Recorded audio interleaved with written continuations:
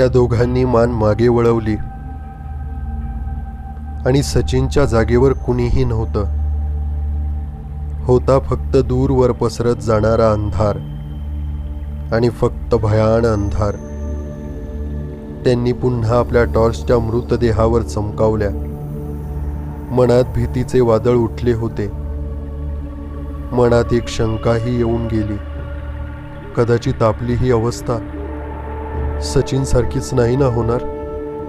दोघे धावू लागले जीवाच्या भयाने, अतिशय वेगात. या जंगलात असलेली शक्ती त्या दोघांच्याही मेंदू सोबत खेळ खेळत होती. एखाद्या मांजरीच्या तावडीत सापडलेल्या उंदराप्रमाणे दोघांची अवस्था आणि खेळ खेळणारा तो अज्ञात. मांजर लगेच शिकार संपवत नाही. त्याला पंजाने आपल्या दातांनी जखमी करत राहते, खेळ खेळत राहते आणि मग शेवटी उंदराचा जीव जातो. कदाचित यामुळे शिकार करण्यात मजा येत असावी. दोघे धावत होते आणि अचानक एका जागेवर थांबले.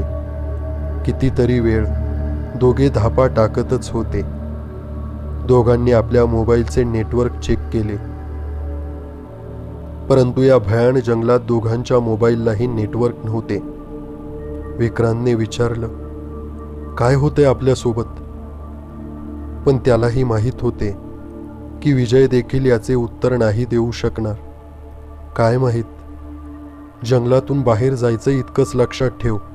आणि हो, इथे असणाऱ्या कोणत्याही व्यक्तीवर आता इथून पुढे विश्वास ठेवायचा नाही.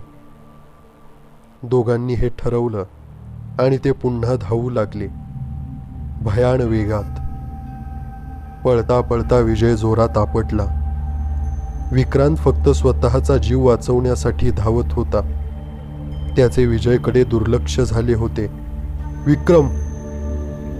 इतकेच शब्द विक्रांतला ऐकू आले. विक्रांत गरकन मागे वळला. विजय गायब झाला होता. विक्रांत त्याला शोधण्यासाठी मागे आला. त्याने पाहिलं, एका जागेवर कुणाला तरी ओढत नेल्याचे निशाण होते. विक्रांत घाबरला आणि पुन्हा धावू लागला. विजयच्या मृतदेहाची अवस्था देखील त्या अज्ञात प्राण्याने सचिन सारखीच केली असणार, हा विचार विक्रांत करत होता. आणि तो फक्त आता जीवाच्या भयाने जंगलाच्या बाहेर धावत होता. आता या भयान जंगलात फक्त आणि फक्त विक्रांत जिवंत होता. बाकी सचिन, त्याचा मृतदेह तर डोळ्यांनी पाहिला होता आणि विजयचे काय झाले असेल याची कल्पना न केलेलीच बरी. हे सारं आठवून आठवून विक्रांतचा पळता पळता देखील थरकाप उडत होता. धावता धावता विक्रांतने समोर पाहिलं. एक दगड होता आणि त्या दगडावरती माधव बसलेला होता. तोच माधव ज्याला शोधण्यासाठी सचिन दोघांनाही या जंगलात घेऊन आला होता. विक्रांत क्षणभर थांबला. तसं माधवने वर पाहिलं आणि विचारलं, अरे तू या जंगलात काय करतोय? विक्रांतला माहीत होतं, हा नक्कीच माझ्या मेंदूचा भ्रम आहे. त्याने माधवला टाळून पुन्हा धावायला सुरुवात केली आणि आपली धावण्याची क्षमता संपल्यावर तो पुन्हा थांबला. बऱ्याच वेळापासून धावत असल्यामुळे त्याची अवस्था वाईट झाली होती आणि त्याच वेळेस त्याला समोरच्या अंधारातून कोणीतरी त्याच्या रुखाने येत असल्याचे जाणवले. त्याने जास्त वेळ वाया घालवला नाही. तो पुन्हा धावू लागला. तसा मागून एक आवाज ऐकू आला. आवाज सचिनचा वाटत होता. कोणीतरी होतं रे. आपल्याला बघत असल्यासारखं वाटत होतं. शपथ कोणीतरी होतं. विक्रांतला आठवलं, सुरुवातीला ते जंगलात आले होते तेव्हा सचिनला कोणीतरी दिसलं होतं. त्याला काय घडतंय काहीही समजत नव्हतं. कदाचित या जंगलात असलेली हवा विषारी आहे. ती विषारी हवा मानवी मेंदूला निरनिराळे दृश्य दाखवते की इथली माती, इथल्या मातीत बिघाड आहे. आज धावताना विक्रांतला मानवी शक्तीच्या मर्यादा लक्षात येत होत्या. हातातली बंद पडलेली टॉर्च त्याने केव्हाच जंगलात फेकून दिली होती. त्या भयाण अंधारात पाहण्यासाठी चंद्राचा अगदी अंधुक अंधुक प्रकाश होता. तो पुन्हा थांबला, पुन्हा धापा टाकू लागला. या झाडांच्या फांद्याच्या आडून कदाचित ते अज्ञात जनावर त्याचा पिच्छा करत असेल का? ती शक्ती कशी दिसते? मनात येणारे प्रश्न थांबत नव्हते. जमिनीवर काहीतरी पडलेलं त्याला दिसलं. त्याने हळुवार स्पर्श केला. ओलसर लागलं ते. नीट पाहिल्यावर समजलं, कदाचित तो माणसाचा तुकडा होता. त्याला कळून चुकलं. जंगलातल्या प्रत्येक कोपऱ्यात फक्त दहशत आहे, भयाण मृत्यूची दहशत.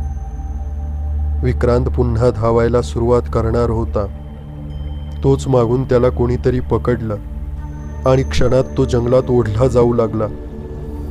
त्याने त्याची टोकदार तीक्ष्ण नखे त्याच्या पोटात खुपसली आणि एकच हिसका दिला तसा रक्ताचा भयानक फव्वारा उडाला.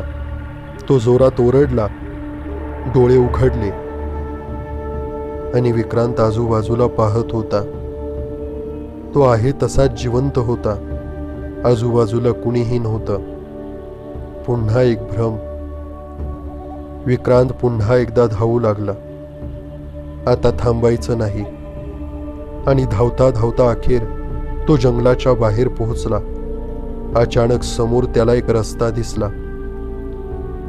जंगलाच्या मधून शहराकडे जाणारा डांबरी रस्ता.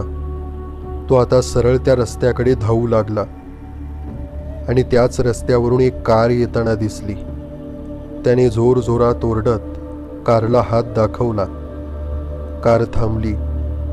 विक्रांत सरळ गाडीत आला आणि ड्रायव्हरच्या शेजारी येऊन बसला. ड्रायव्हर तरुण होता, साधारण विक्रांतच्याच वयाचा. तो ओरडला, चला चला इथून, लवकर गाडी काढा. त्या तरुण ड्रायव्हरने गाडी सुरू केली. गाडीने वेग घेतला. जंगल मागे मागे जात होते. जंगल मागे जाताना बघून विक्रांतला हायसे वाटले. काय भावा, इतक्या रात्री या जंगलात, आणि काय अवस्था झाली आहे तुमची? ड्रायव्हरने विचारले. पण विक्रांत अजूनही बोलण्याच्या मनस्थितीमध्ये नव्हता. अचानक त्याच्या डोक्यात विचार आला की हा देखील एक भ्रमच आहे का? त्याने आपली एक नजर पुन्हा ड्रायव्हरकडे पाहिले. ड्रायव्हर आपली गाडी चालवत होता. काहीतरी विचारायचे म्हणून त्याने विचारले, आपले नाव काय? माझे नाव केतन. माझं नाव तर सांगितलं मी, पण तुम्ही इथे या जंगलात काय करताय ते काही मला मात्र अजून कळलं नाही. विक्रांतने दीर्घ श्वास घेतला व म्हणाला, माझे नाव विक्रांत. माझे 2 मित्र विजय आणि सचिन, त्यांच्याच सोबत या जंगलात आलो होतो. दोघे गेले, मी मात्र वाचलो. आमचा एक मित्र माधव, तो या जंगलात 2 दिवसापूर्वी बेपत्ता झाला होता. त्यालाच शोधण्यासाठी आलो होतो आम्ही. जाताना मात्र मी एकटाच घरी चाललोय. वाह, इंटरेस्टिंग. तुम्ही बघितले का त्या भूताला? हा शॉर्टकट आहे म्हणून आलो मी या रस्त्याने.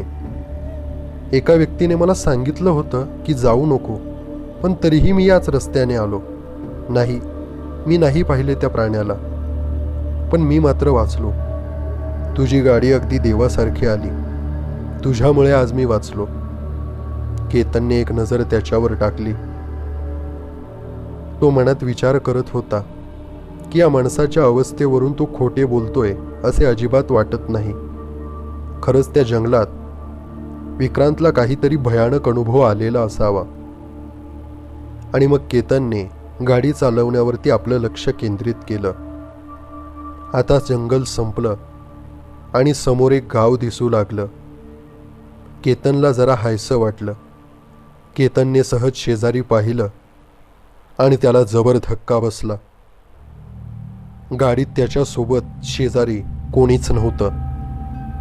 केतनने गाडी थांबवली आणि नीट चेक केलं, पण खरंच गाडीत कुणीही नव्हतं.